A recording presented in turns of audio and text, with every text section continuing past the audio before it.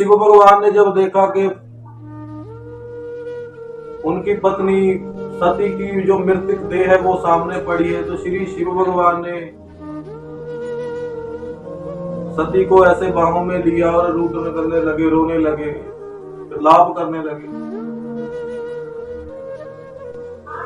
सभी रो रहे थे, जो माँ ब्रह्मा विष्णु महेश देवता, वो सभी, देवी सती की माँ। तो तभी श्री शिव भगवान के कानों में ब्रह्मा जी की आवाज पड़ी कि महादेव, करुणा के सागर, महेश्वर प्रभु, कृपया हमारी विनती स्वीकार कीजिए। जिस सती ने जो आत्मदाह किया है, जो अपने जीवन को समाप्त किया है, जिसकी विधि के बारे में प्रभु आप पहले से जानते थे, आपसे कुछ छिपा तो नहीं है, लेकिन प्रभु हम आपसे विनती करना चाहते हैं, ये जो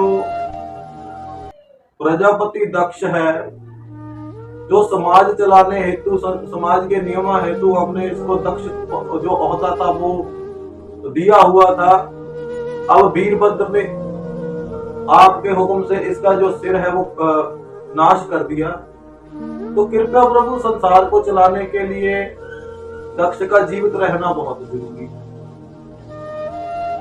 प्रजापति दक्ष की जो पत्नी थी प्रसूति, वो बोलने लगी, प्रभु आप तो महाप्रभु हो, लेकिन मैं अपना जीवन कैसे गुजारूंगी अपने पति के। देखिए भक्तजनों, श्री शिव भगवान जी का त्याग देखो। अपनी पति की देह को वहीं पर रखकर आंखों में अश्रु हैं, अश्रुओं की धारा बह रही है। फिर आए दक्ष के पास, दक्ष की देह पड़ी थी, शरीर जो सिर था वो तो नाश हो चुका था। श्री शिव भगवान ने कहा, इसने अपने अंतले समय में, जीवन के अंतले समय में ना, इसने मेरे से क्षमा मांगी। देखो, जब दक्ष का गला काट रहा था ना वीरभद्र रूप, तो उसको बोला मुझे माफ कर दो, ओम नमः शिवाय। तो श्री शिव भगवान ने कहा कि अगर कोई इंसान अपने आखिरी समय में भी अपने सत्य मार्ग पे आ जाता है, तो मैं उसके सभी पाप जो है वो क्षमा कर देता हूँ। इतने दीन दयालु प्रभु हैं। श्री शिव भगवान ने कहा कि मेरा कोई ये निर्णय नहीं था कि मैं दक्ष की दुनिया को ठेस पहुंचाऊं। मुझे मेरा भी एक कर्तव्य था, सती का अपना कर्तव्य था, दक्ष का अपना कर्तव्य था। तो सभी की विनती मानकर श्री शिव भगवान ने ऐसे हाथ किया और हाथ से ऐसे शक्ति निकली और प्रजापति दक्ष के जो सिर था, जो नाश हो चुका था, वहां पर एक नया सिर आकर लग गया। लेकिन भक्तजनों, वो सिर था वो बकरे का था, वो बकरे का सिर था। वो इसलिए था कि प्रजापति दक्ष को ये याद रहे कि पहले वो मैं करता रहता। अगर देख लो, नाश कर दिया जाता है, जो मैं करता है वो बकरा समझा जाता है। तो बकरे के रूप में अब वो जीवित हो गया और उठकर बैठ गया और बोला कि परमानंद आ रहा है। वो जो अहंकारी सिर था वो कट गया, अहंकारी दक्ष की मृत्यु हो। मैं बहुत खुश हूं, मुझे शांति मिल गई, मुझे ये जो सर है ये परमानंद दे रहा है, जो ये सिर है वो मुझे परमानंद दे रहा है।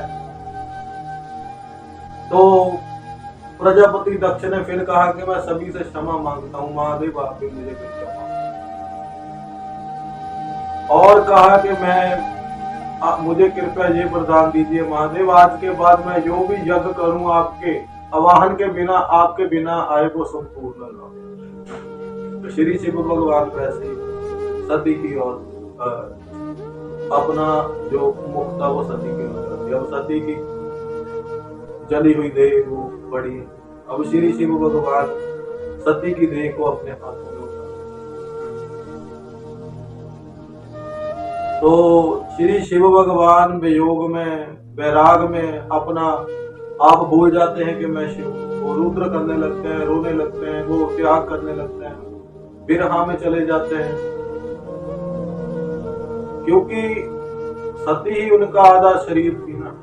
अब आधा शरीर जो था उसको जल सके। तो बात यह है कि कल आगे बताएंगे कि अब श्री शिव भगवान कैसे सती की देह को लिए हुए ऐसे ब्रह्मांड में भ्रमण करने लगते हैं घूमने। तो विष्णु भगवान क्यों देवी सती के शरीर को अपने चक्र से काट देते हैं, जिससे सती की देह जो है वो श्री शिव भगवान के हाथों से विलुप्त गिर जाती है और अलग अलग भागों में उसके पार्ट्स हो जाते हैं, भाग्य हो जाते हैं। वो अब पृथ्वी में कहां कहां पर वो भाग्य डिगे, वहां कहां कहां पर वो सती के अंग डिगे और वहां पर गिरे, और कौन कौन से मंदिर आज शक्तिपीठ के रूप में वहां पर हैं, वो कल आगे शक्तिपीठों की कथा जो है वो कल आगे आरंभ होगी।